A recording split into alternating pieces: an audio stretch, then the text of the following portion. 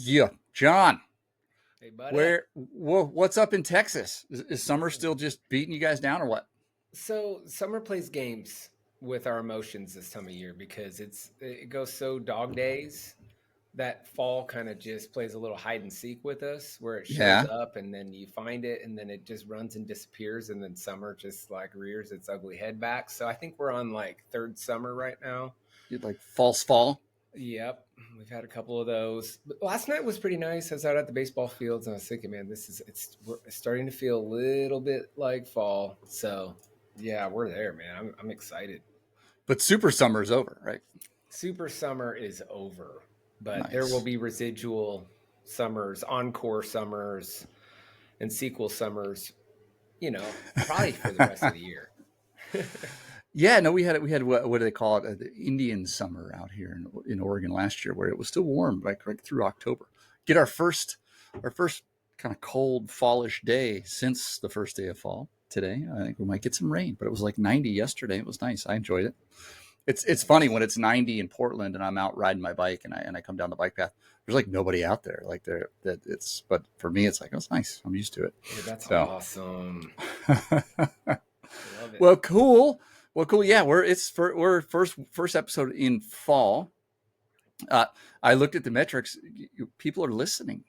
Oh People are boy. listening and they're subscribing, at least on the Spotify. I haven't looked at the metrics over on Apple's Well, I this would be a good time podcasting. to remind people we don't provide any refunds, no returns. Not at all. This is No, all at no. your own expense, your own risk. Yeah, buyer beware. Yeah. No, it's cool. Like, and you just get some questions from people. Someone text me, "Hey, I heard, listened to your story last week." So that was cool to Good. kind of get that.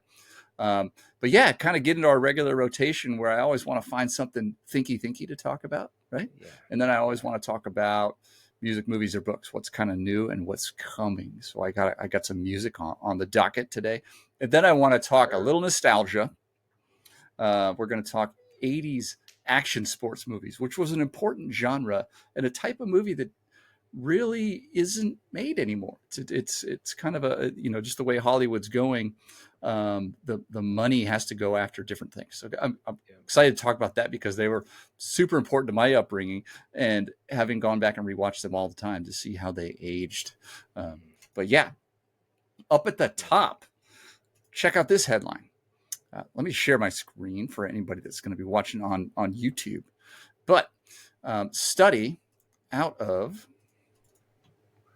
let's go study out of somewhere Washington, the University of Washington, UW, the Huskies. They said that their study says COVID lockdowns prematurely aged girls' brains more than boys. The study suggests. Now you got girls and boys. Well, yeah. Yours are younger than the study here, but Right off the bat, I mean, a part of that title is it excites me because it's like, in general, the girls' brains age so much more rapidly that like I'm stuck in this space of immaturity, mentally, emotionally, spiritually, where it's like, okay, let's level the playing field a little bit. yeah, So like that, the title of that kind of is like, okay, cool. Now we can catch up a little bit, or yeah. our Well, kids can. I thought the same thing because one thing I would have changed in raising my kids, I have my kids are out of high school, college age, and one thing I would change, and I recommend to a lot of parents nowadays, and some parents were ahead of the curve and knew this, but a school is pretty much just a exercise in a functional prefrontal cortex, which is executive function. Can you sit down and complete tasks? Right. That's what school is. You got to be good at that. It's preparing you for this a job where you can be a good employee, show up, complete tasks. Right. Well, uh, one thing that I learned in child development in college, and still seems to be true as humankind evolves. A typical boy's prefrontal cortex tends to form a good 2 years at least behind. The bulk of boys about 2 years behind a typical female brain. So for the things a boy needs or a brain needs, boy or girl, brain needs to do well in school. Boys are playing at a handicap if they're at the same age. So if I had to change anything about either my life or even my son's life, is you put them in school as late as you can for your boys. Mm. Because they need it. So we already knew that. We already knew boys of same age are playing with a handicap when it comes to school. And so this was interesting, but it's pretty profound. Look at the numbers here, John. MRI scans at the end of the study, kind of the findings, found premature brain aging in both boys and girls. So they both prematurely aged in the lockdowns. That's interesting. Mm. Um, but a girl's brains averaged 4.2 years older than expected after the lockdowns, where boys was 1.4 years. That's triple, a little more than triple, right? And they're already at an age disadvantage. I'm seeing this as I now am, around college age kids. I can see it, and I'm around other parents with boys and girls similar to my age. Why do you think this is? What do you think was going on, John, during the pandemic and the lockdowns to cause this? Man, I'm kind of just taking this all in, and I'm that's what I'm thinking through right now, and just with the numbers you shared, like, how do you translate that in just the purest of layman's terms, as simple as what this is saying? Yeah. So in finer detail, they're actually looking at brain development and the thinning of a part of the cortex, which basically is showing the maturing of the prefrontal cortex and the necessary brain parts that are needed for doing well in society and maturing and those sorts of things. Um, and it's aged faster in girls. And so my Mm. first thought when I thought that was like, yeah, that makes sense. One, as I talk with lots of parents of boys who graduated high school kind of in the 21 to maybe 23 class, where most of their high school, or a big chunk of their high school, depending on the state you're in, was in some kind of lockdown, or you'd have lockdowns temporarily and isolations if somebody got sick. So it was a rough experience. It was not a normal high school experience for boys in the 21, 22, 23 classes. Fast forward, now those boys are in college, and we're noticing that they are struggling with the normal social interactions, and it's especially just making friends. It's tough. What I saw, and what a lot of the parents I saw during the pandemic, are boys in that age at the beginning of the pandemic. I think in America, most states were pretty well locked down in the first part of the pandemic, basically the end of that school year from in March of 2020 until summer, and maybe going into the fall lockdown. And through the summer, you probably, there was a good few months there where you did not go into the same building with someone, with a friend, right? But our boys seem to be doing fine because they all logged on to the games, put the headset on, and they were in their rooms chopping it up, laughing, seeming to be having a great time, Mm. while the rest of us are trying to figure out how to entertain ourselves. And so I think that could be part of it. We kind of left them to themselves because they seemed to be doing well because they were online chatting, being social, and gaming. Um, Whereas when I look at the girls, they seemed much more interested in trying to get together and figure out, okay, we can go to the park and social distance and talk and that sort of stuff, at least in the circles I ran in. So that's what I saw. And I'm wondering if that has something to do with it. Yeah, man. Your Okay, kids were so younger. yeah, yeah. I kind of read that title a little wrong. I was thinking, man, maybe this gave boys a bit of an advantage in terms of Mm-mm. brain development. But see, there you go. Case in point, girls win. Um, but yeah, those are great points.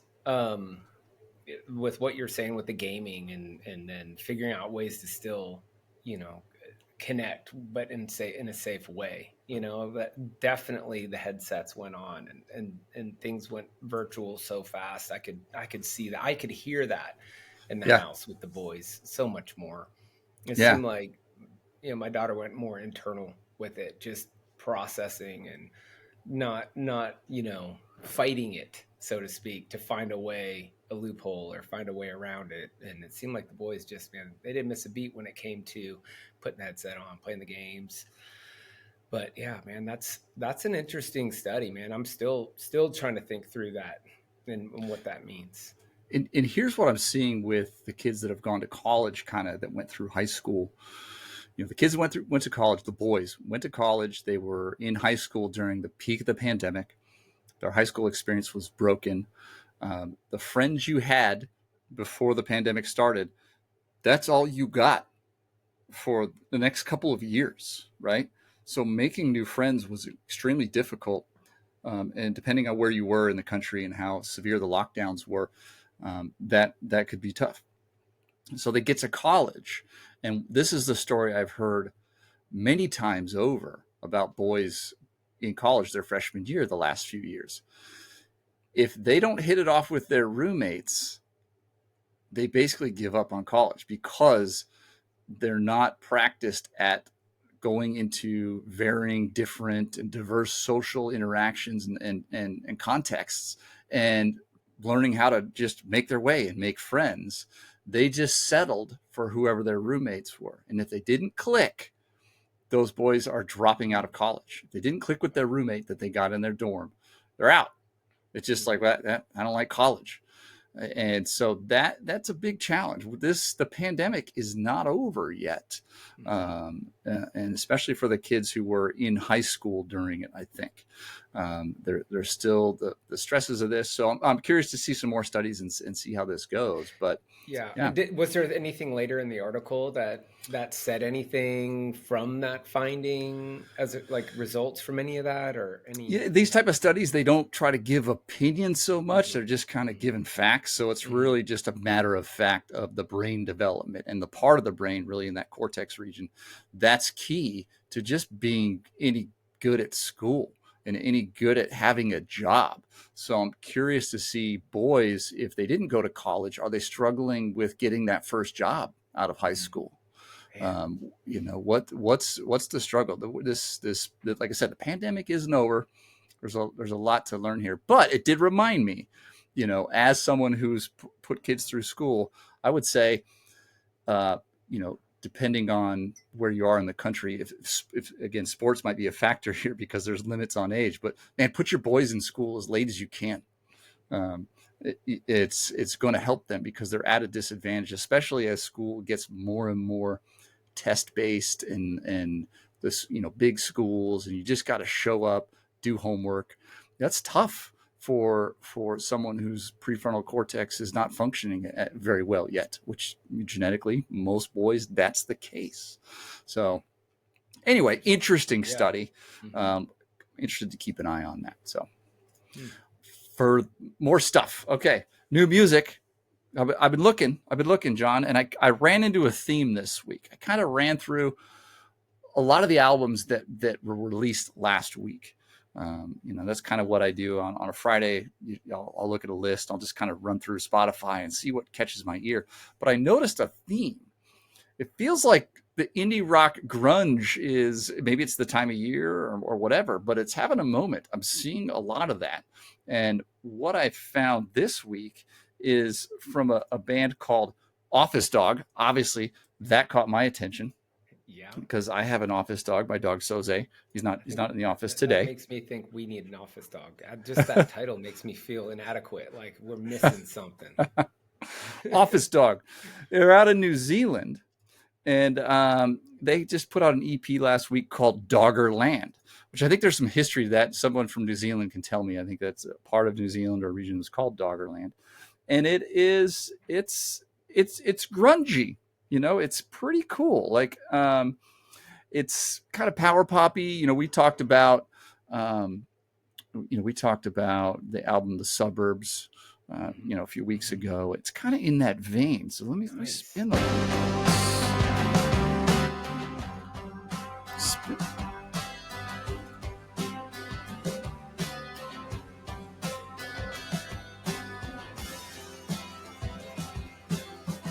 So kind of big guitar, some acoustic in there.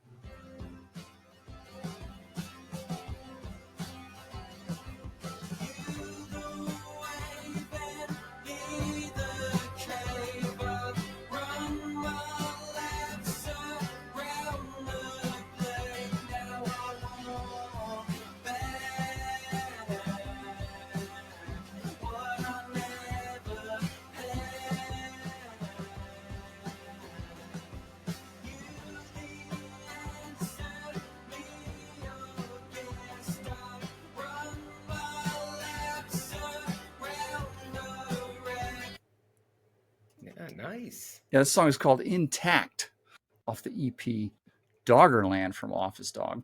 And it reminded me of the grunge. Like I said, that's where a lot of the stuff I ran across this week was grunge adjacent or kind of indie adjacent.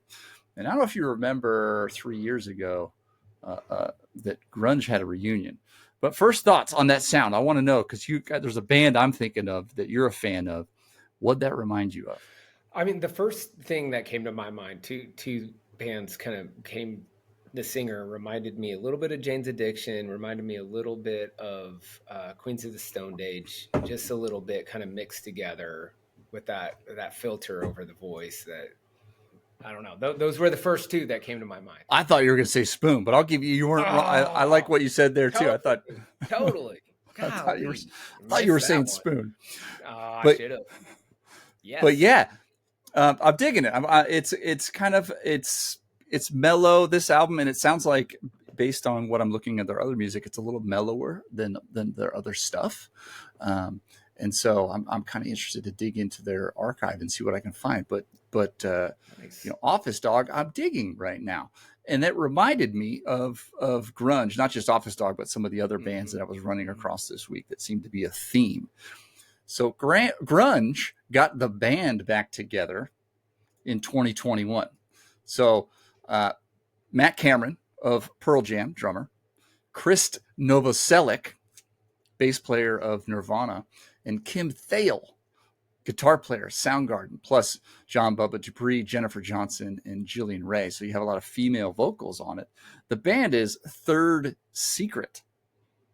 And pretty interesting. Nothing really hit for me. I gave the album a couple spins back when it first came out, because that's just something I pay attention to. But if you're a Kim Thale fan, you kind of like his guitar, his noise, and some of his work, really cool. Some of the vocals are pretty good, but Third Secret. That's an awesome riff. And right off the top, that's Kim Thale guitar riff. I mean, that's it. That's signature.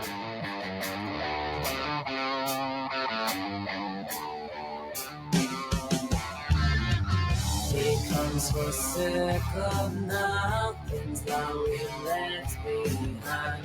The spots I really like the guitar and the drum, but the vocals kind of, it's going to take me a little time on the vocals.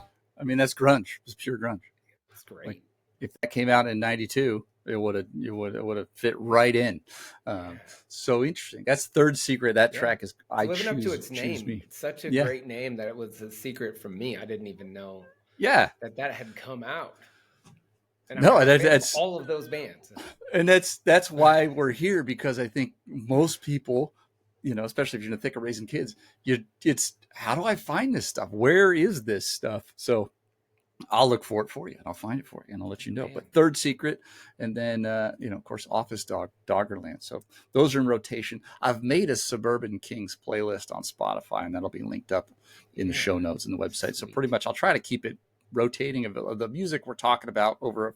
Leave things on there for a few weeks, so you can click in there and kind of a constant rotation of what's happening. Nice. New stuff, old stuff. I got some old stuff in there. A few things that we talked about last week. So that'll be linked up, suburbankings.net, and in the show notes on whatever podcast app you're listening to. Now, I want to talk a topic that is close to my heart, and that is 80s action sports movies. When I say that, John, what do you think of? Well, when we mentioned this last week, you gave a little bit of a preview, and, I did some homework. And so when you say that, the thing that came to my mind right away was how much of the 80s, I love 80s movies, period. I love 80s movies. Arguably, I just watched They Live yesterday. I watched They Live yesterday. Oh, yeah. I had an hour and a half to kill. Kurt Russell? No, it's Roddy Piper. Oh, you're thinking Escape from New York. Roddy Piper. No, They Live. Yeah, the glasses, the epic propaganda. movie. Yeah. And it's totally dumb movie, but a great premise. It's one worth. It always gets a. You always see on the socials that somebody's going to remake They Live. Never happens, but I saw that movie at the Alamo Draft House in town like somewhat recently, and when we went in there, they had piece of bubble gum sitting on the seat and some cheap sunglasses just to kind of play along. But yeah, cool movie though. I love the 80s, and I love 80s movies in the way of like the culture of it, where it can be so bad that it's awesome, like so like cinematically, like just the one liners, the special effects, everything is so corny and cheesy that I just eat it up, man. I love it. We were still I tell people we were still figuring out how to make movies. So it took us a long time to figure out how to make movies. A lot of people, I think of Citizen Kane, right? You've seen Citizen Kane. Everyone should see Citizen Kane. It doesn't hold up. It doesn't matter. But the thing about movies, when movies first came out, when we first had audio, when you first had dialogue for movies, let's forget the silent movies and that kind of stuff. When you first had dialogue, essentially all they were doing was taking a play from a stage and just filming it, and then that was the movie. So the way they wrote movies, the way movies were acted, the way that they were shot was very much like a stage play. And so they limited themselves because nobody saw the possibilities. And that's why I say Citizen Kane, because it's the first movie that is made like a movie, where it manipulates time, where a stage play has to be linear. You can only do one thing at a time, bouncing back and forth and interweaving, time jumps. It's not possible. Citizen Kane was the first one. And so even through the, you get later 50s, 60s, 70s, very stage play. I think of like Charlton Heston type overacting in Ben-Hur or Planet of the Apes. Like it's just, he's still acting like a stage The Ten actor. Commandments. Yeah. Yeah, Ten Commandments, like that stuff.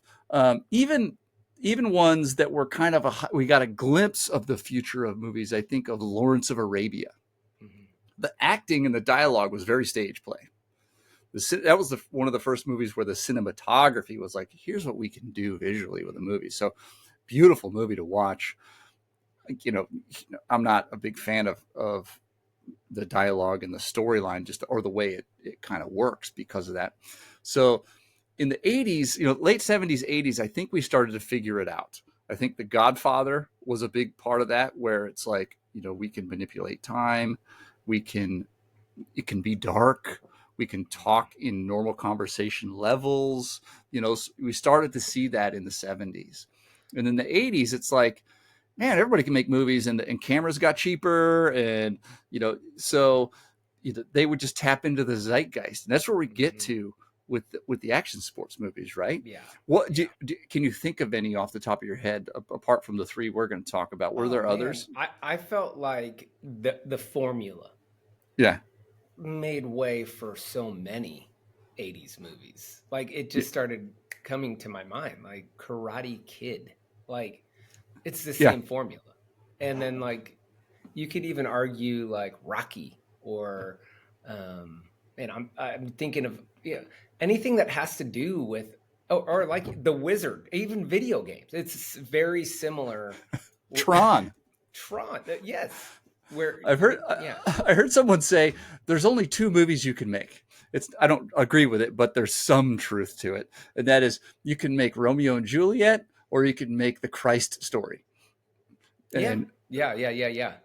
And all of the 80s action sports movies are kind of a Romeo and Juliet type movie. You have a protagonist from one culture or one, it's families in Romeo and Juliet, and he meets a girl from a different culture or a different population, and there's the friction of just that on top of, the protagonist's ambitions with their action sport, to do cool stuff. But yeah, 80s movies got really formulaic, and they were just cranking them out. So I would not be surprised if many Gen Xers have never heard of these movies, especially if you're an older Gen Xer. But for me, as a younger Gen Xer, these were core to me. These movies were like, this is what I watch in the summer. This is my hype, and it gets me into things. And so we got a taste of it. I think it might have been on the heels of Back to the Future, which came out the year before this, if you recall. Mm-hmm. So Back to the Future. Did you see that? Did you see it in the theater? Oh yeah, old enough yet? I left school early to even catch Back to the Future 2. My parents picked me up. I left class. We saw it. Yeah, I remember that. That's a core memory, man. That's awesome. But Back to the Future is what got me into skateboarding.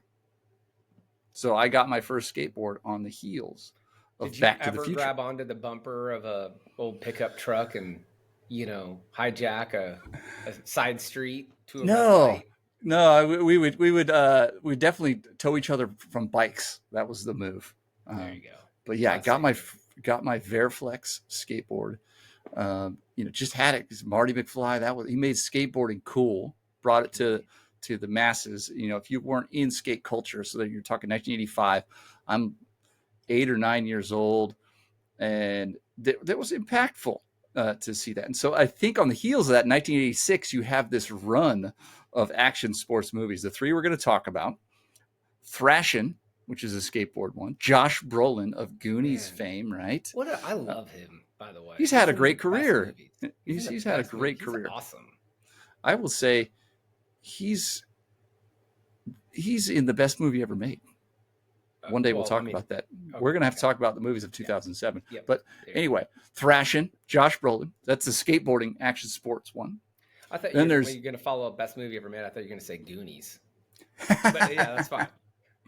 I'll for my money right now, I'd say No Country for Old Men is the best movie ever made. Or maybe even just Ali, what's the latest Deadpool? He was Cable in Deadpool. And then there's the BMX one, Rad. Okay, and then I believe it was just a year later is North Shore. It's the surfing one. Some years later, I think 1989, Gleaming the Cube came out, and it's a little different because it's not in this wave. And there might have been some other ones. I think there was definitely some rollerblade ones later. Was it Prayer of the Roller Boys or something like that? Not going to include that, but there was just these three movies in particular are the ones that really hit because they captured that zeitgeist of the moment that I think Back to the Future kickoff. A nod to kind of more of the middle of America with over the top arm wrestling movie. Did an arm wrestling movie? Yep. Niche. That was niche. Yeah. Funny story. I have met some of the arm wrestler guys in that movie because one of my lifelong friends, his father is a legitimate world champion arm wrestler. And so, but we may have to get him on the pod sometime. He's probably got stories. Yeah. And so, yeah, you had that. I think you had, you had a bunch of ones that were kind of music oriented. Then you had your John Hughes run where it was just kind of coming of age, high school, getting into Ferris Bueller, Breakfast Club. All the 80s movies were freaking awesome. They were freaking awesome. And they were all an hour and a half long. Movies were 90 minutes. Get in, get out. And there you go. But my hypothesis is that these, like we said, they're all the same movie. Thrashin', Rad, and North Shore are the same movie. Almost shot for shot, they're the same movie. And I want to score them. I want to find out which one's the best. I want to hear from other people. When if people hit me up after this, they listen to this. I want to know which one's the best. I know which ones I watch the most. And I was heavily involved in two of the action sports, and I was lightly involved in BMX. Did you get involved? Did you do any surfing, skating, BMX? So I never lived close enough to waves. So right. No, on the surfing, skateboarding. We had a hill real close to our house, and when I felt like I could actually skateboard around a little bit, I prematurely got to the top of that hill. And I stood up, and I experienced the wobble, the back speed wobble, the speed wobble. And man, when I went down and took that first spill, that's a defining moment in action sports for a kid. okay, are you going to get back on the bike? Are you going to get back on the skateboard? And so for me with skateboarding, man, I never learned how to ollie. That's, I couldn't do any of the tricks Yeah. because I barely could stay standing on a skateboard. And It's then, tough. so Yeah. I would say the BMX, and for me, that was more of a mode of transportation than it was Yeah. an expression of art. Like Rad does such a great job capturing. I could. You weren't probably go off some- stunting. No stunts for me. Did you and the boys build some ramps out of just crap Yeah. you had in Yeah. the street? Mhm. Just do Yeah. jump over each other? Yeah. My brother was much more willing to, Send it. I have memories of him doing things, lighting the back of it. He poured a little gasoline on the back of his skateboard and rode it with a flame, actual fire. That's He sick. went off the roof, onto some padding on a skateboard, and he was able to get past the gutter, So, I mean, my brother, I think I lived vicariously through him, but also saw enough from him to say, I don't want to risk it. Yeah, you have to like a couple things. One, the stoke, which when you say it by itself, a lot of people that weren't in those cultures, that word stoke might just kind of be a goofy word, but it's real. Like, just that you have to like the ride itself, like just the act of riding. You have to love it. If you're just there to do tricks, I find a lot of people didn't stick with it. But the people that I love the ride and the feeling of the ride. But also, like you said, you ate crap one time. That has to be something that you can put up with and kind of like. I would tell people all the time when at my peak in skateboarding, if I went to a session, went out to a skate spot, hit Embarcadero in San Francisco, which is the greatest skate spot ever. You kind of didn't start skating until you fell a couple times. You didn't have to fall hard, but it just woke you up, gave you a little, okay, I'm locked in now, and then I can get that flow state, which is something that has become a passion of mine through life, is that concept of flow state. Because in these sports specifically, especially skateboarding and BMX, surfing to a lesser extent, because it's just, you don't get hurt as much. Risks can be higher in some contexts, but you have to get into a flow state, or you're done. You're getting hurt. You're literally going to get hurt if you can't enter a flow state. And so for me, as a young man with ADHD, was when I was calm. So I loved it. I was totally immersed in it. BMX was just something we did. There was a period of time where, like, you'd put your skateboard into your, I had a Mongoose Super Goose. You'd put your skateboard into your handlebars, like you could lock the trucks on there, and you'd ride over to the homie's house, and you'd all have that. And it's like, are we doing jumps on bikes today, or are we going to go ride over to the mall and skate? It was like we could do both. If there was a period, and then you finally, eventually, you kind of settled into what you were going to do. And for me, it was the skateboard, and then later surfing came into my life. So I love these movies. I love them. And I want to see which one's the best. So let's go through it. I have a little scoring thing on my screen over here. I'm not going to share it, but it's a little spreadsheet where we're going to kind of go through the main things of these, and just kind of the scenes or just the mechanics of the movies, and talk about and give them a score. Okay. And the first one is the representation of the sport. So I'm curious about your opinion as you look at these three movies from someone who wasn't immersed in those sports. Yeah. How do you feel? Like, so 3 would be the best. Who's the best at representing the sport in your mind, and then second best, and then the worst at it. So Thrashin. Yeah. Well, but I was thinking right off the bat with Rad, it felt like it represented that flow of, like, cruising the bike around kind of slowly, where you're standing on the pegs, and you're standing on the seat, and you're moving around, less of the big crazy jumps that, like, the Nitro Circus has made popular now. Yeah. And so that to me was where I feel like the sport kind of is, aside from just track races, Yeah. So, like, that was one of the first things that came to my mind with the representation of it. Is it represents even, like, where they would do in skateboarding, where they would put cones down, and it would be like, the size of a basketball court, and you would go out there and get scored on standing Freestyle on the front of the board. stunt. Yeah, freestyling. like Yeah. without the ramps, without the courses, without, you know, the rails and the half pipes. Yeah. But so a Thrashin, I mean, they went to that one bowl that they got to use it for the movie that became famous, but never got used again after the movie. But like Yeah. Tony Hawk was saying, that was one of the most awesome bowls at that time, that he was so excited that he got to skate because the movie had insurance. Yeah. Did you catch that, like, from the movie? I didn't read that detail, but yeah, they built that. The key it was kind of modeled after the keyhole in Del Mar, which was a famous one that eventually got destroyed around the same time.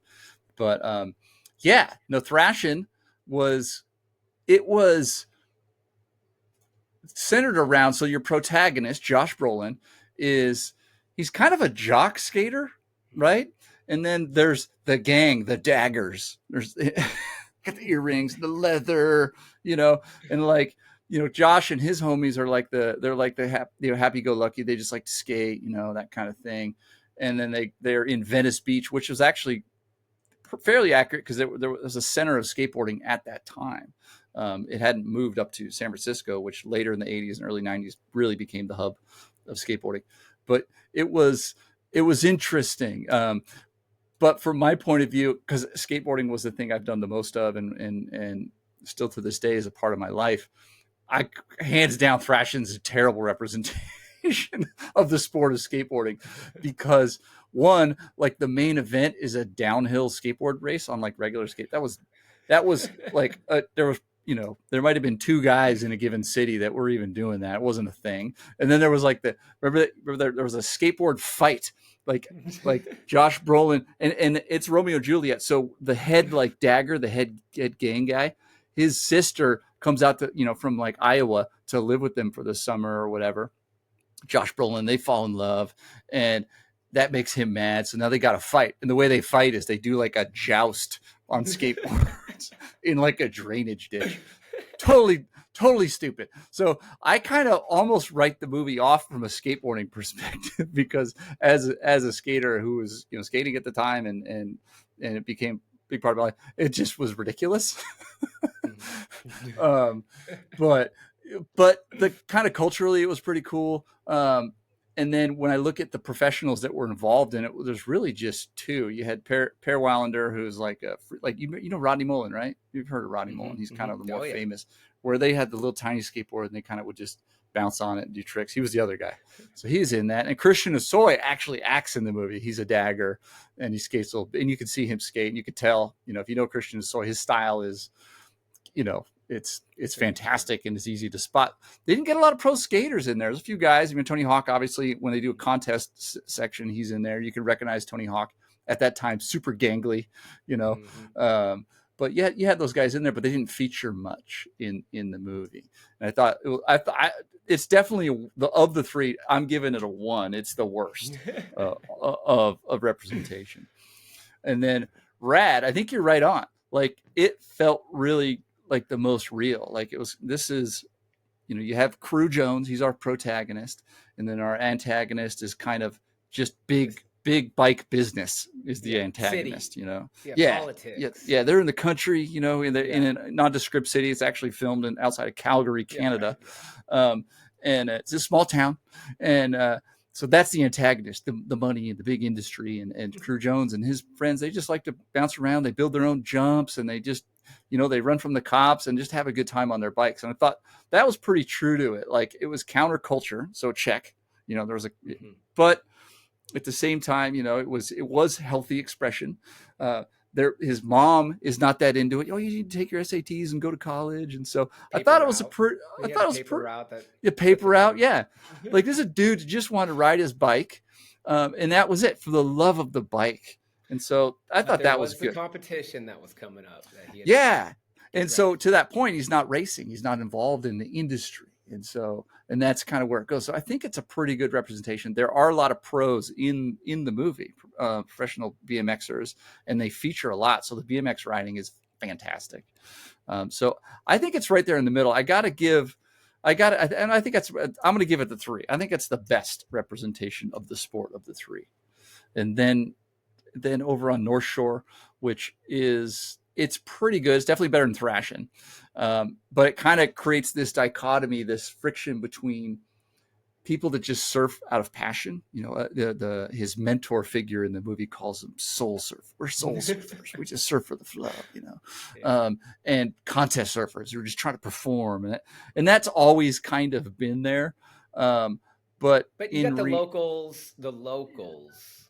Yeah, but I think that's more of a representation of Hawaii than it is. So if you don't know, if you're listening, I used to live in Kauai, Hawaii, which is one of the outer islands on Hawaii, for a few years. And I often tell people, if you want to know what like real Hawaii is like, not the tourist facade you see if you go to Maui or just you go to the the resorts and that sort of thing. North Shore is one of the best representations of actual culture of Hawaii in a movie that I've ever seen. And so you're right, like with the hui and all that, the locals, like that's core. But in terms of representation of the sport, there's a lot of goofs in the shots that are just kind of hilarious. Like every surfer knows them. Like a guy I'll explain something really quick that you might not understand, you might understand. But like when you go down a wave, you go left or right? And you go down the wave. Right. So there's scenes where a guy will drop in on a wave that's clearly a left on a short board, and then when he pulls off the wave, he's on a right on a longboard. Like there's all this. So I get it there. It's tougher to film surfing because you don't just need a surfer and the good light, but you need the waves to cooperate too. So they have to mix in a lot of stuff. Tricky to film. So I give North Shore 2 in representation of the sport. There you go. Okay, so there you go. First score, representation. Yeah, and that the next one is the titles sequence. So with the action movie, you got to set the scene, right?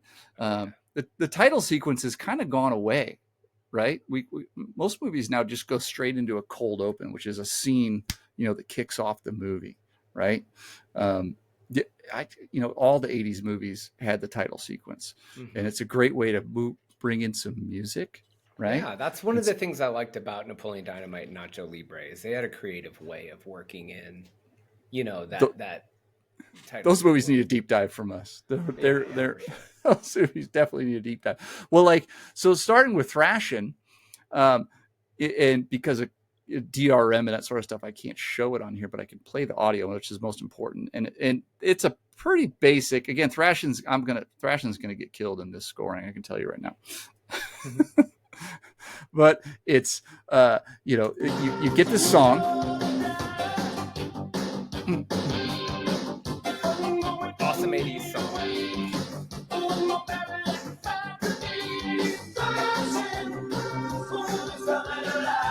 So what's happening during this scene? So what you're getting is Josh Brolin is getting dressed, getting ready. You're learning about his character because he's in his room and he's got skate posters on there and all this stuff. And he's doing his hair and he's good to put his backpack on like he's going to school, and he's just skateboarding's his life. The song is probably one of the best songs in the movie because some of the it's not going to do well in the music category. So that's really it. Just the opening is just him going across town, commuting on his skateboard, and he hits some tricks along the way, or at least his stunt double does, and so that's that's how it goes. Get the title, it's pretty cool. But that's like the typical canned 80s title sequence. Give me a song that might be able to get on the radio, and then show me the character doing and that sort of stuff. It's like any kind of 80s movies. But in Rad, it's got a nice buildup. So what you got is the music. Again, they sound same. It's just kind of synth based, right? A lot of synth. How's the volume on? Is that all right? A little quieter? Oh, that's great. Oh, perfect. So you got some synth, and it's dudes freestyling, where they're on just flat ground with their bikes, and they're, dancing around on the bike and doing kind of tricks, and there'd be a bunch of them at the same time, and it's foggy. They're in the fog, and the song is playing that's open to the song, and it's a banger. The song is a banger. Gotta keep my cool Make them think I'm made of stone. It's a game of wills we're playing. Our nerves are made of steel, balanced on the edges of everything we feel. It's Now- gonna take all we've got. Fun fact: this guy went on to sing all the Real Men of Genius commercials for. Exactly. Like a good 80s movies, action sports, or even a normal sport has that, like, do your best, do the best you can. Yeah. And that's this song. And it's got this hook that just slays. Like, this was in my head as a kid. Like, I'd watch this, hop on my bike, and then go hit the jumps. Wait for this hook. And it's cutting like a knife, getting ready to break the ice. Feels like time is standing still. I mean, it just goes hard. It goes hard. Send me an angel in the like. We'll get to that. big scene. Oh yeah, I don't want to. That song has totally, aged well. That song has aged well. I mean, I'm gonna probably jump the gun and say this movie has the best soundtrack out of all. It's got to be close. There's some good ones in North Shore. So that one in North Shore, it is the opening scene. So it's short.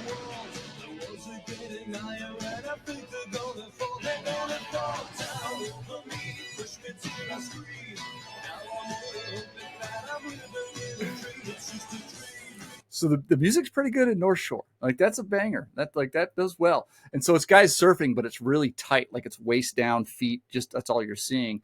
And then as the kind of title sequence wraps up, you find out they're in a wave pool in Arizona. But you know, that's the music. It's fantastic.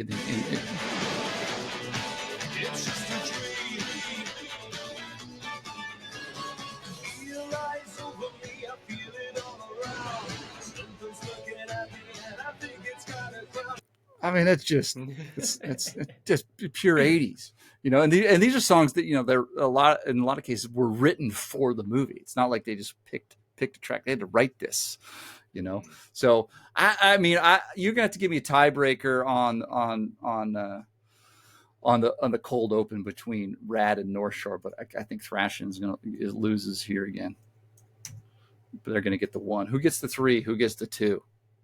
Just on the song. That's all you get. I'm gonna give it to Rad, man. Yeah, that Break the Ice song. I think you're right. That song, I'd still rock that. That's in the playlist. That's going. All right. So the next one is their crew, their squad, like meeting their squad. Okay. And that's important. You got to have your team. You got to have your boys. And so in Thrashin, the scene opens up and you have a good bonding moment where you meet the squad. They're building the half pipe that they're going to skate. You know, they've got the wood, they got the hammers out. You know, I think there's 6 dudes in there, and you kind of have the base characters. You kind of have the funny, goofy guy, and then you have the nerdy, quiet guy who they kind of, and guy has the car, you know, and they kind of talk him into doing stuff. And so it's pretty cool, a little bonding opening scene. And then in Rad, the opening scene is they all have a paper route together. So they all are delivering papers, and they're doing stunts delivering the papers. Cool, man. It's pretty cool. It's pretty cool. And then in North Shore, it really doesn't have this scene because you're starting in Arizona, and obviously he's going to go to the North Shore. So all you really meet is his buddy there and his mom. Everybody's got a single mom in these, which is kind of how it works. And so, you know, you don't really meet his buddies until later. You slowly introduce into some characters, and most famous is Turtle, which is kind of one of his sidekick mentor guys, who's just fantastic. He's also in Point Break, the original Point Break. Oh, yeah. So, you know, for me, I think Thrashin wins because he's got more boys. Where in Rad, there's just 3 of them. It's a dude, a chick, and Crew Jones. That's it, and they're kind of just doing a paper route, so you don't meet them. But I think when I'm meeting the squad is deep. They roll deep over there at Thrashin, so I would give them a 3. Give it to them. And then North Shore, there's no squad. He's flying solo still. He doesn't have his people yet. And then Rad's kind of your runner up. But sidekick mentor. Okay. Do you remember who we got in Rad? This one's interesting. There's some overlap here. Man, no, I can't remember who that is. It's because there kind of isn't one. The love interest and the mentor are kind of the same person, right? It's Lori Loughlin, Aunt Becky from Full House. That's right. I think this has got one of her first, main roles. It's got to be where she's, in this movie, and so she kind of fills that role. But you could also say the collective townspeople are that role too for Crew Jones, because they're kind of all up against big bike business, Yeah, and that reminds me of Footloose a little bit. Right. We're gonna rise. You're not allowed to dance. Footloose is the same movie. It's the same movie. It's Romeo and Juliet. Yeah. Oh man. Somebody entering a culture that is not his or theirs, and so he doesn't really have that traditional sidekick mentor. I think that's kind of the missing piece in Rad. But it still kind of works. So you have the old rich guy in town who ends up kind of helping out. You have the cop, where they have kind of a weird relationship where he kind of chases the Crew Jones around, but he also helps him out. And so it's kind of this collective mentor. He runs from the cops, gets lost in the lumberyard. Yeah. And then Thrashin, it's the industry guy is kind of his mentor, but he's not super helpful. There's a guy that has what's his skateboard company? It's Bash Skateboards. It's something stupid. He's the owner of the skate company, and he tries to mentor him a little bit, but he's kind of a dick about it. Like he's not cool, at all. So Josh Brolin he's flying solo, but in North Shore, you got like a Miyagi type. Yeah. He gets two mentors. He gets his homie sidekick Turtle, who is he's one of Bodie's guys in North Shore. The guy, the guy with the mustache. They're robbing the banks. He gets shot. They all get shot. But he's the one that went, not to spoil it for anybody. And Point Break. Yeah. And so he's the comic relief, and then he also has the mentor of the surfboard shaper guy, the Soul Surfer. He's his mentor, and I think that's really. I think North Shore has to take this. I'm gonna give them points for this, but they have the mentor thing figured out and the sidekick, where it's a weird. Most stories you need that sidekick, and it's kind of missing in Thrashin. But I would give it to. I give North Shore. I would give them the 3. And then give Rad the 2, and then Thrashin's just getting thrashed. They're lagging behind. Okay. Now, the first session. Okay. So this is key to an action sports movie, right? It's let's see them stunt. Let's see them do their thing, right? What's the first session look like for our protagonist? All right. In Thrashin, it's kind of, I would say, it's when they first skate their ramp that they built.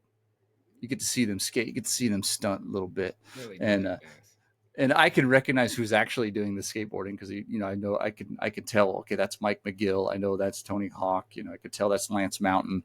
You could definitely see Steve Caballero with his crooked neck. Doing when he's doing stunts in movies. But that's the first one. It's pretty standard. You don't really learn a whole lot about them. You don't know, are they good at skating? This looks cool. They're ripping. Like here's, but you get some good tunes.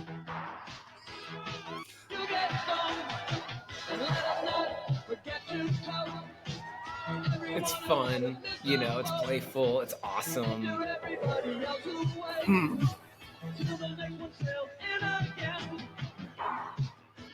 Josh Brolin's stunt double is clearly Mike McGill of McTwist fame.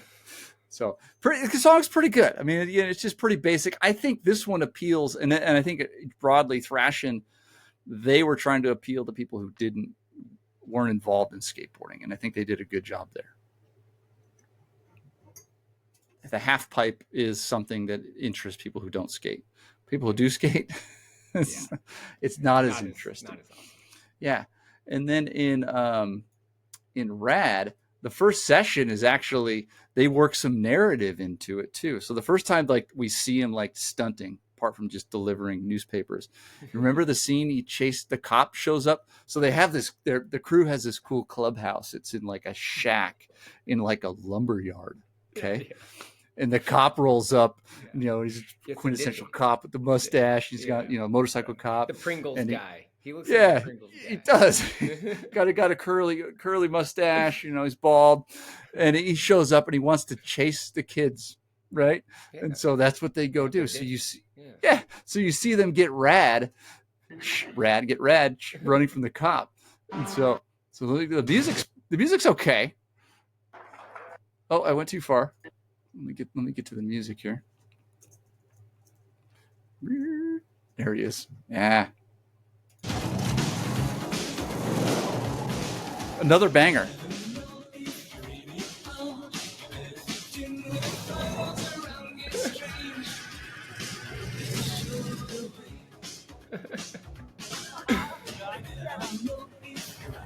Like you could picture that song in any John Hughes movie, at the school dance or something like that. It hits. It's pretty dope. Pretty dope. North Shore, this one's cool because, and it does a good job of teaching the viewer about what surfing different type of waves are. So he's going from a wave pool at the water park in Arizona, and he has a surfboard that's more or less appropriate for that context. Brings that surfboard to the North Shore of Hawaii, and they're going to paddle out at, a break there. I think it's sunset. I don't know if they actually paddled out at sunset, but they paddle out there. It's not a gnarly break like some, like Pipeline on a big day or Waimea or something like that, but it's a completely different wave and than the wave park, and he has the wrong board for that. And so he's actually surfing with two pro surfers. They have him acting in here. Mark Akalupo, who is, a legendary surfer. And then I think it's Alex Rogers is the other pro surfer. And so they have him they have lines and they're talking, and they give him crap about the board he just showed up to this wave. Like, you're going to surf that here? And they're like, whatever. And he goes out and he can't paddle out because he doesn't know how to duck dive. And this is kind of where it sucks at representing the sport, because he learns to duck dive on the first try. We're talking, this is weeks of work to be any good at duck diving. And so he's good at it instantly. He paddles out on like a trash wave and they make fun of him in that scene. And then the locals show up while they're out. The locals paddle out. Who crash the party. Jerry Lopez is the pro surfer. He's a pro surfer legend, one, Hall of Famer if there is a surfing Hall of Fame. He paddles out with his boys, and Alex Rogers and Mark. They know, they just paddle away, and it's too dangerous. Our protagonist just stays there and hangs out and says hi, and they vibe him. He wipes one of them out, and and we kind of learn. We all in that scene. We learned that A, he's not prepared to surf in Hawaii. And B, he has no clue about localism and how this works, because he's just not scared of them appropriately.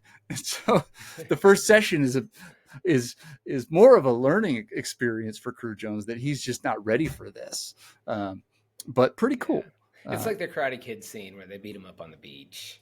Yeah. Like, he's out there just trying to kick soccer ball around, but then here comes Johnny and the boys. Like, you don't know karate.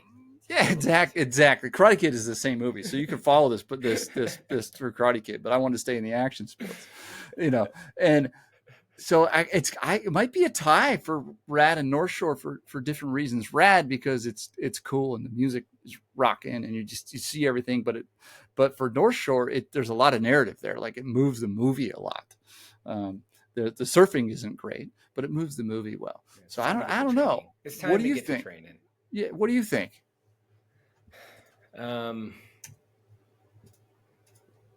You're moving in the right direction. I say North Shore ahead of Rad, because I think that sets up the rest of it as much as it is just trying to get away, a scene from getting away from the cops. Yeah. I agree. I think that's good. It does drives a lot of narrative. So I want to move into kind of the training montage. You have that Karate Kid. So if you Oh haven't yeah. seen these movies, you've seen Karate Kid. It's the Oh same yeah. thing. You have the training Rocky though. montage. You got to go find a barn somewhere and just start lifting logs. Yeah. It's time to get ready for the big fight, big In challenge. Thrashin, it's a little bit out of order because uh, you have to jump ahead. So all these are all over the place. He's not really training until late in the movie. The big main event in Thrashin is a downhill, like we said, a downhill race, which is not a thing in skateboarding. But Josh Brolin had broken his arm the week before. So the training montage is Josh Brolin, which is also really freaking stupid because you don't need your arm to go. And so they have this scene where he's in the hills outside of LA practicing going downhill with his broken arm and just has the stupidest falls. Like, and like it's goofy. And they're trying to clearly skateboarders weren't involved in the writing here, and you just have a director or writer just forcing narrative onto this thing. And so he's just doing these stupid slide outs and falling. Oh my God, I can't do this, kind of thing. So the training montage is kind of it's a goof. There's no way that gets anything but the one. So I'm just going to write that one off right now. Now, the montage in Rad is kind of, it's kind of mixed in there. And I would say, I would give it to it, the montage and the first challenge are kind of the same thing. So I've put them together here in my scoring matrix. So the montage here is he wants to race. Remember, he's just having fun, but Hell Track is coming to their town. Like Hot Wheels. It looks like Hot Wheels. Yeah. Hell Track's coming to their town. He wants to get in this race. All the pros are coming. You could sign up, all that stuff. And so, but it was only for pros. It was just like all the pros were going to come to town. They have a town meeting, and this is where the townspeople become his mentor, sidekick, partners, and they lobby the industry guy to let the locals race. So they hold a qualifier for Crew Jones, and this is actually done fairly realistically. So BMX races, if you ever seen a BMX race, they're super short, like maybe a minute. You drop in, it's not a lap. You don't just keep going. You just boom. And so for a race, you don't just race one time. You race a bunch of times. You have heats, and so you score points, and then your consistency over that. So they did a really good job, and that's the montage there. And it has an absolute banger soundtrack. Again, the music comes hard, and this one I got to play because it's that good. Let me get into it. Get to that part of the movie here, but yeah, so he's the qualifying. Oh, here we go. Check out the track.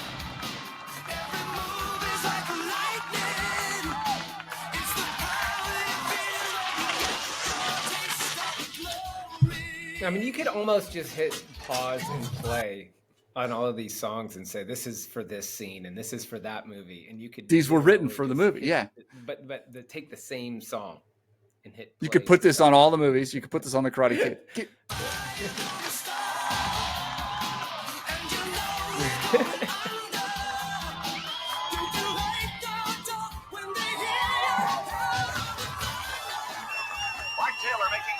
So good. The soundtrack's so good. Get a taste of the glory. That line is literally in that song. Like, fantastic. So the training montage is also the qualifier there. In North Shore, it's a series of his mentor kind of scaling him up from bigger and gnarlier waves from smaller and smaller waves. So it's got some tunes. It's got a little bit of, and let's see if let's get here. Let's see if we can learn. Yeah. So the music is kind of, it's just some guitar melty stuff. So it's more like the Karate Kid, where it's like you keep cutting to different scenes where it's progressing, big, from a long board to a short board, small waves to big waves. So it's just like the Karate Kid, and he's got an older mentor helping him out with all that stuff. And it's pretty cool. But there's also kind of the first time he goes to North Shore or goes to the pipeline with his garbage board and tries to surf there. So you kind of have that as well. And he gets hit on the reef. And that's where Turtle has his most famous line, which I have to play for you because there's a whole Instagram account dedicated to this scene. And it's called Listen to Turtle. About Pike? Yeah, you're not ready for it. I'm ready. Oh, yeah? Okay, brah. The reef starts just about here, and it stretches all the way down to there. Reef? There's a reef? That's right. So when the wave breaks here, don't be there, or you're gonna get drilled.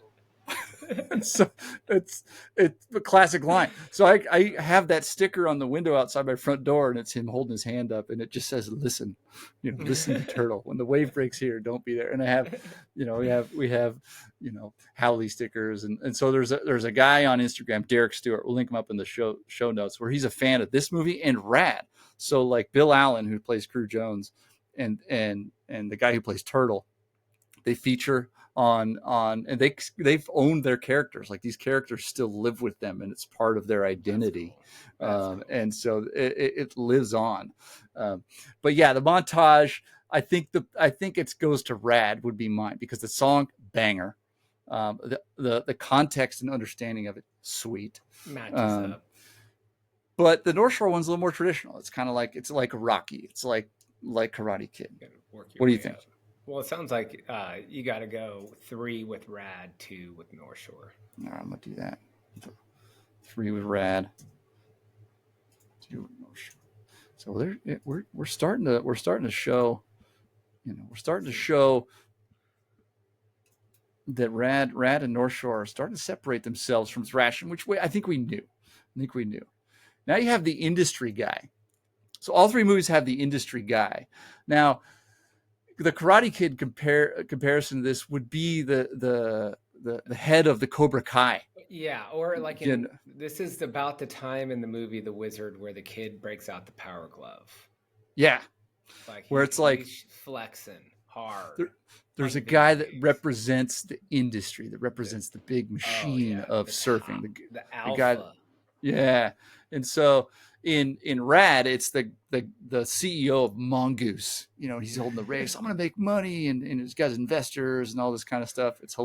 For one, it's hilarious that there ever was big money in BMX. There wasn't. In Thrashin, it's the same guy. It's the guy that owns the skateboard company, and he's not as much of a. He's not a dick. He's not like meddling in things. He's just there, the industry guy. And then in North Shore, it's the magazine photographer. He's like, you're into the industry because the magazine, the story, if I can get you on the cover of a magazine, and he gets him doing photo shoots, and he's trying to egg him on to get in the contest and that sort of thing. So you have those 3 industry guys. What do you think? It sounds like the magazine guy's got to get the most points to me. Well, unless you disagree. I mean, I'm open. My only thing about him is he really has no impact on the story. Okay. He's just there, right? Where the Rad guy, he's actually in Crew Jones's way and keeps doing things in the plot to mess up his journey. That works. And in the Thrashin one, he's actually there's an aspirational component there for Josh Brolin's character. Like, I want to ride these skateboards. I want to go there. He goes and visits the factory. That's what I would say. Okay. The North Shore guy, he's pretty neutral. So I think he's a 1. And we're gonna give Thrashin some love. They're gonna score a 2 on this one.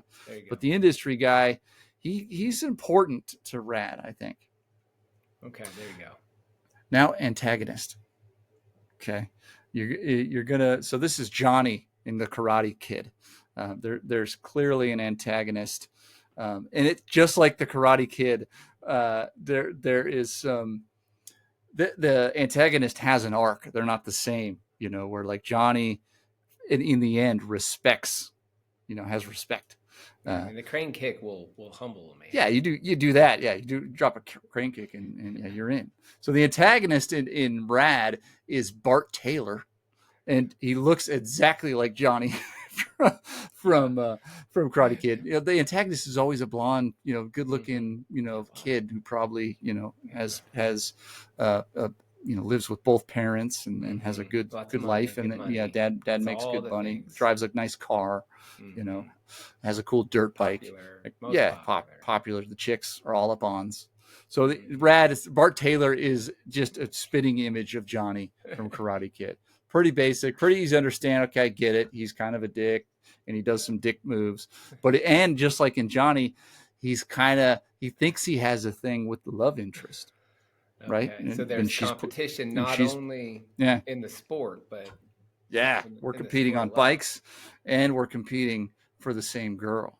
And the energy between Bart Taylor and the girl is the same as in Karate Kid, where she's pretty much not interested, and he's trying to ignite some flame that maybe existed prior to us engaging in the movies. It's basic. And then in North Shore, the antagonist is none other than our big wave surfing hero, Laird Hamilton. So he plays the best surfer in the world, which as a surfer, best contest surfer, let's say. So as someone who, lived in surfing culture and surfs, Laird is a terrible surfer in that kind of context. He's only good at big waves because he has no style, no fluidity. It's like watching a bodybuilder, try and skateboard or something. Like, it's just stiff. It's ugly. It's not. So it's kind of funny. It's a kind of a joke to surfers that he's the best surfer in the world in the movie, because he's in context setting. For big waves, yes, he does his thing. He's amazing. But in that kind of performance surfing, it's awful looking. But he's your antagonist. And again, blonde hair, big dude, kind of a dick. Doesn't have the same love interest. There's no connection there. And then in Thrashin, the antagonist is just, gangster guy. They're trying to make a gang out of the Dagger skateboarders, and he's more the bad boy. He probably had a rough upbringing. Probably has divorced parents and ran away. Probably dropped out of school, that kind of thing. That's your antagonist there. So, two kind of similar. What do you think? It's kind of hard not to go against Johnny 2.0, but also, just the nod to the surfing. I mean, I think it's, to me, between those two. But I'll break that tie. I like Bart Taylor because for the time, for 80s, he's epitome of of the Romeo and Juliet. And we'll throw Laird at number 2, and then we'll throw our Chief Dagger at number 3. So I'm going to skip up to the dance party. Okay. So in all these movies, and same with Karate Kid, okay, where they go to the school dance and he dresses in a shower. Yeah. And they're and the bad guys are the Cobra Kai are all in the same skeletons. Yeah. So beat them up. In North Shore, oddly enough, it's also a Halloween party. So our protagonist doesn't have a costume. He just shows up. And so he goes to the party, and that's where he first sees, and it's a different setting. So this one's a little bit different than the other two, in that for him, he's seeing all the pro surfers because it's that time of year, and they kind of get this right. All the surfers are showing up to the North Shore in October, end of October, as winter is starting to set in. The waves are going to get good. So he's just kind of starstruck. Oh, that's Mark Akalupa. And he sees Laird Hamilton's character. There he is. He's just freaking out about him, and just kind of. And Turtle's like, bro, chill. Like, just chill. Like, everything's good. Like, it's cool. Don't talk to that girl. Don't do that. And so it's kind of just a exposure to the culture for him, for Rick Kane. And so it's not as cool as Rad and Thrashin, where there's like a dance and the girl is there. And that's where we get to the song. I think of all these movies, the best song that has aged the most, or aged the best since then, is in Rad. and it's at the dance. It's Send Me an Angel. I'll have to look up the artist, but they bike dance. So it starts off with our antagonist, Bart Taylor, blonde, you think Johnny, and they're doing like this totally choreographed 80s dance. They got the peak 80s outfits, and it's just kind of, white people dancing. It's terrible, but it was very culturally relevant at the time.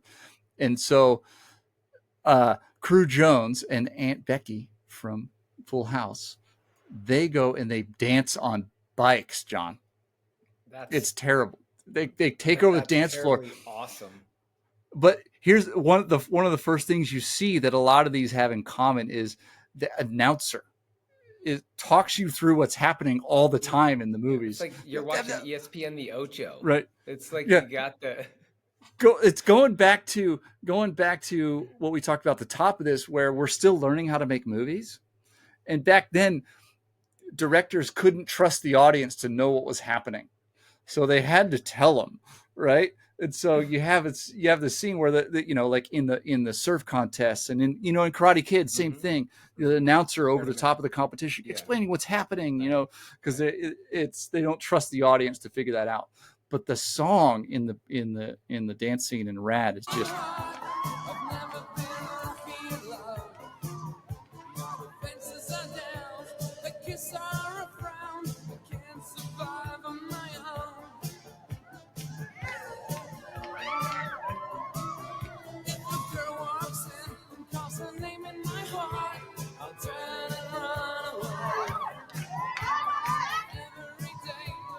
Who's that kid?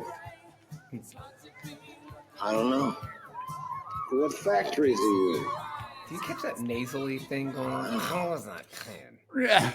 So our industry guy sees Crew Jones for the first time, doesn't know who he is. But the band is real life, one hit wonder.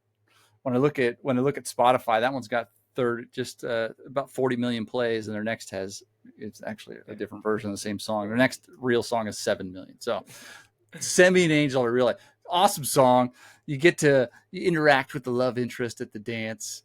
And then in Thrashin', it's this one's more Romeo and Juliet-ish in that they go to this is pure California. Okay. You might not remember this, but you remember the band playing at Thrashin' at the dance? Mm-mm. The Red Hot Chili Peppers. Whoa. Yeah. So Josh Brolin is open shirt, the muscles. That's how he goes to the dance. The Chili Peppers are playing their song.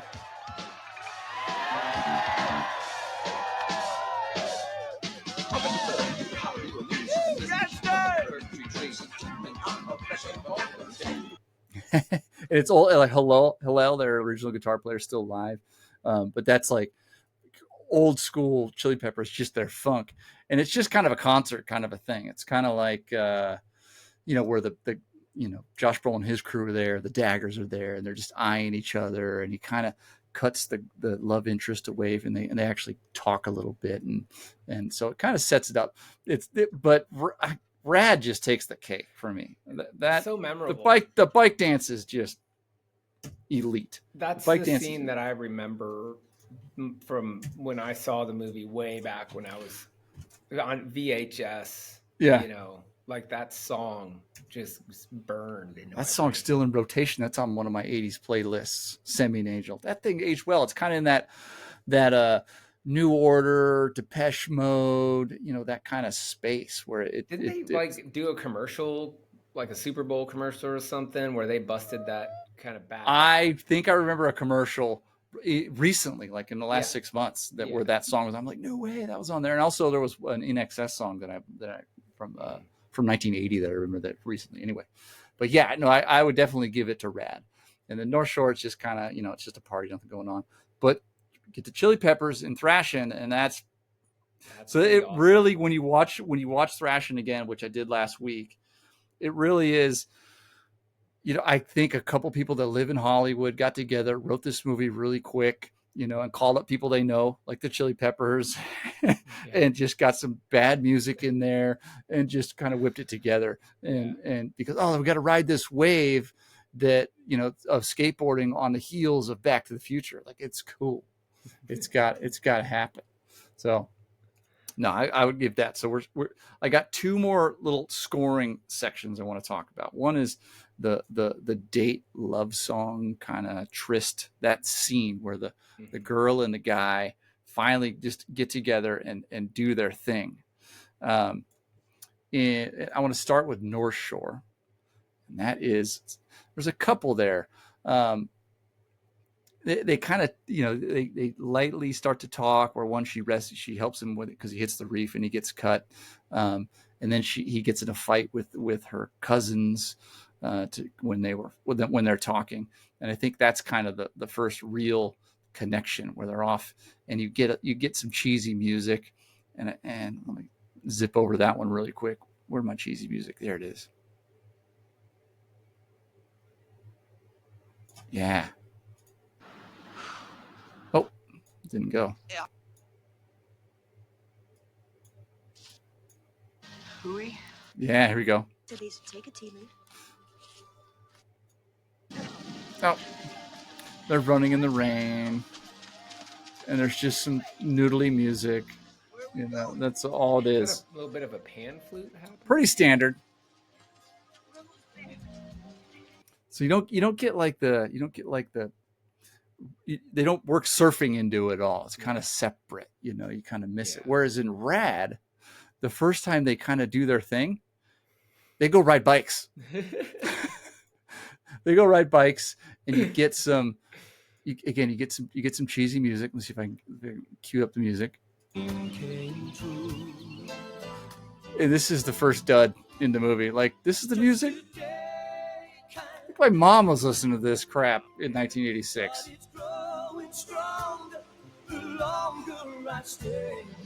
Like that's in a wedding. Like somebody walked down the aisle in a wedding to that jam. So rode their bikes down the aisle. Pretty garbage. And then you pretty much get the same song or the same type of song in Thrashin, where it's like, really, this is what we're doing. Let's see if I can cue this up here. Yeah. Oh, no, there it is.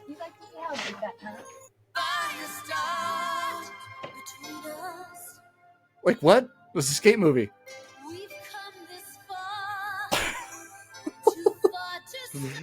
Just garbage.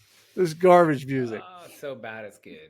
But they actually get it on. They chuck a sex scene in there, as tastefully as they can in there. But which was, again, that's why I think this was just some Hollywood dudes made this movie in 1986. You had to put a sex scene in there.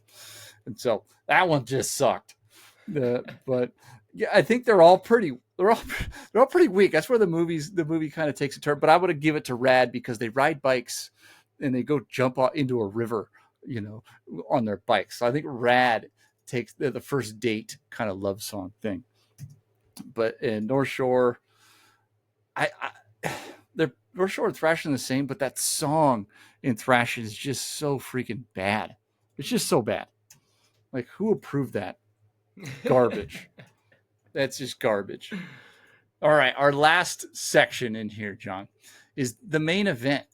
Okay, like the contest. So in North Shore, it's actually a surf contest. Where they're actually surfing, right? And you have the announcer constantly talking through things. And all of them.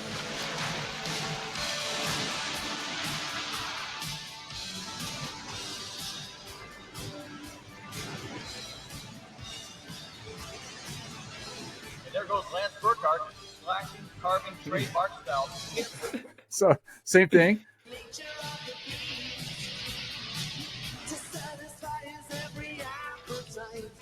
Yeah, that song though.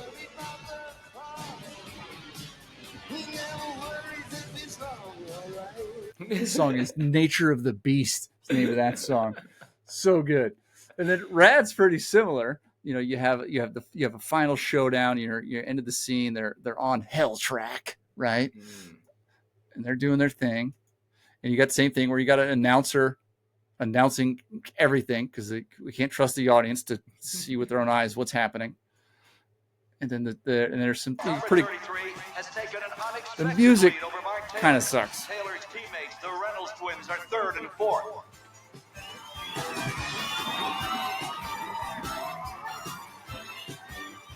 So he's kind of phoned it in with some synth stuff. They don't really throw a song in there, right? And then in Thrashin, it's the final kind of thing is a downhill again, which every time I say it, I'm like, it's so freaking stupid. That's not a thing. Nobody ever did that, but right.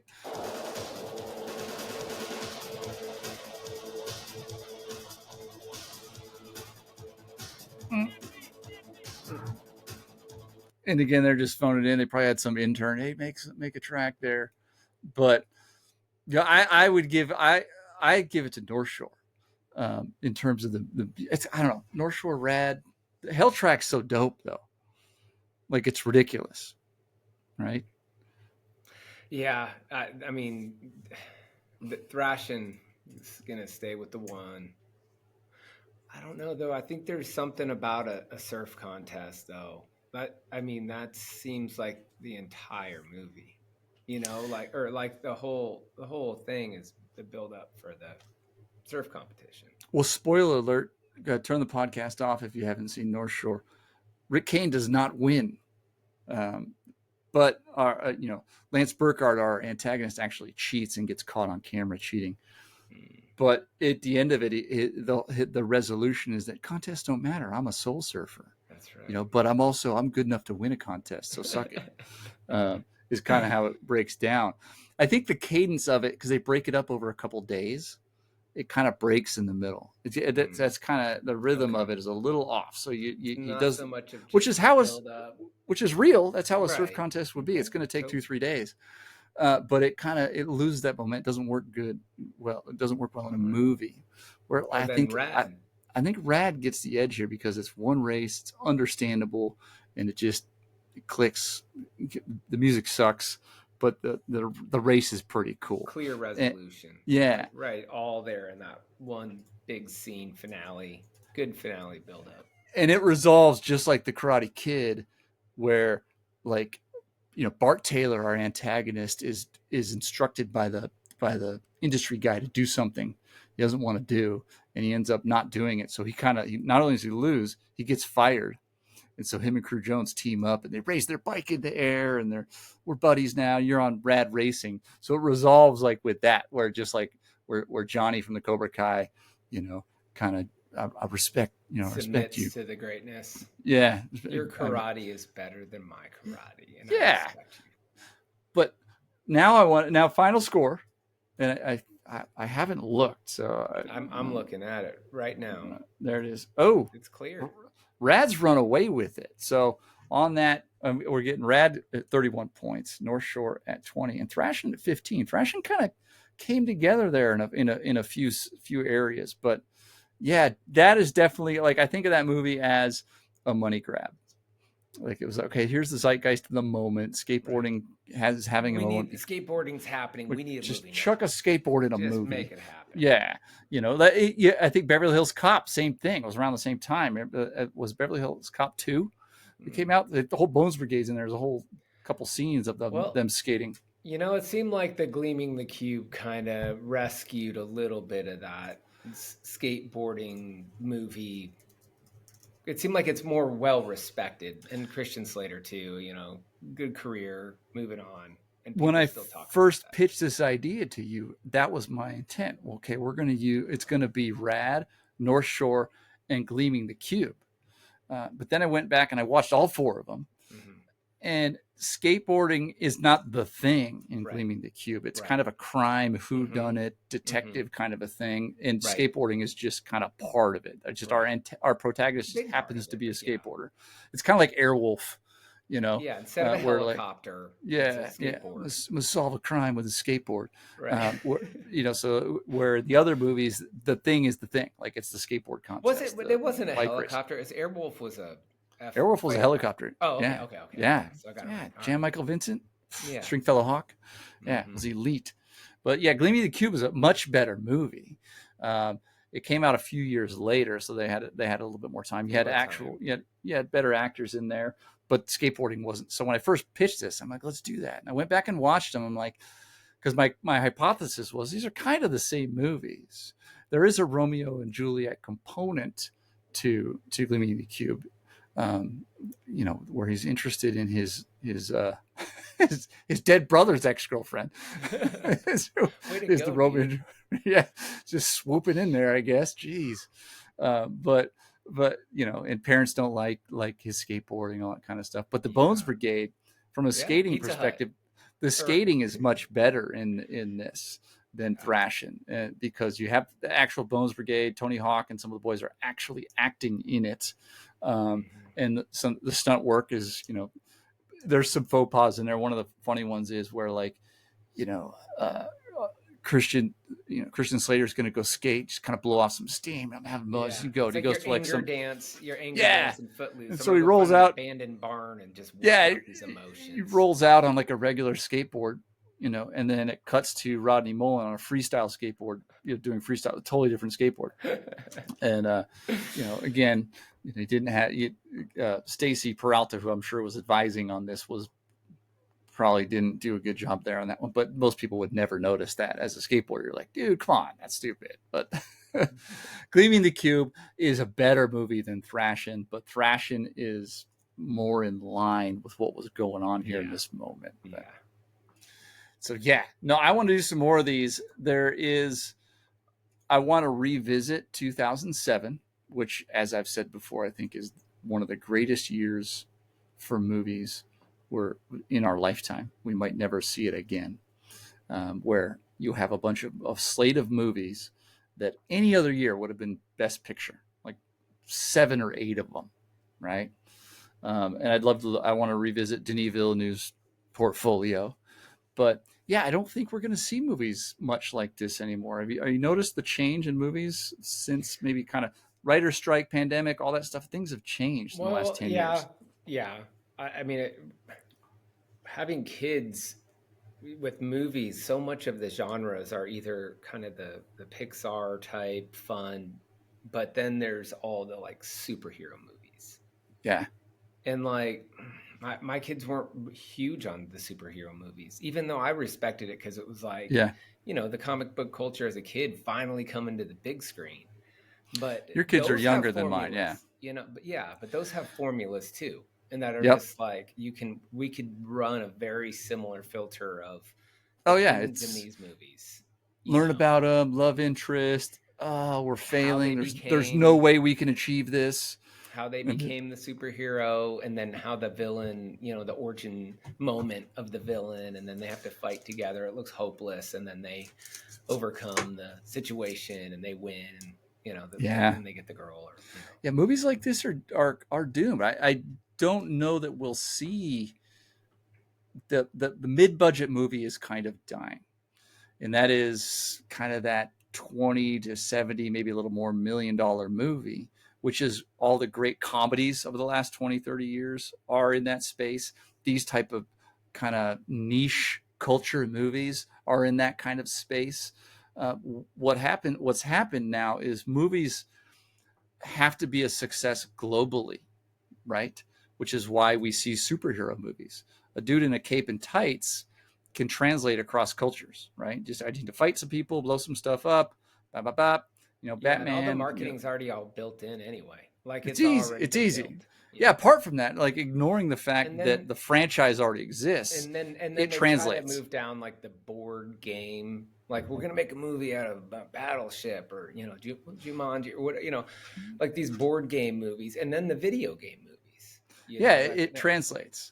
Where the niche culture movie doesn't translate across cultures, and the one that sadly doesn't translate across cultures are comedies. Comedy is very cultural. The language, the understanding of the substrate to just even deliver jokes requires you to understand the culture for which the movie is taking place. So absent the ability for a comedy to be a global success, we don't see them anymore. Where I think we're like, maybe The Other Guys might be one of the last like pure great comedies we'll ever see because the money isn't there right now to make movies of that scale. So it's getting harder, like music, it's getting harder to find the good stuff because it's going straight to streaming. So we'll see. But yeah, next week we're gonna delve into the psychology. We're gonna actually get someone with some experience in the space. I'll be interviewing, and we'll play that interview next week, of the importance of staying in touch with culture and the arts, and how that is important for your own development as a human. So I'm interested to see what we can learn from that. So, last thoughts, John, on the holy trinity of I was 80s gonna action say, sports movies. pick the thing that you're into, and then Yeah. find an 80s movie about it, and it'll fit the bill with all of these. Is anybody interested in arm wrestling? Over the top. There's rollerblading. I mean, it's just there's got to be a list of them we'll pull up. But yeah, those three, they're standing the test of time. So yeah, we'll link up some of those songs. They'll be in the playlist. But yeah, we'll see everyone next week. Yeah. Boom. There we go. Done. Sweet, man. You 100%? Oh yeah, you are. Did you hit 100% already?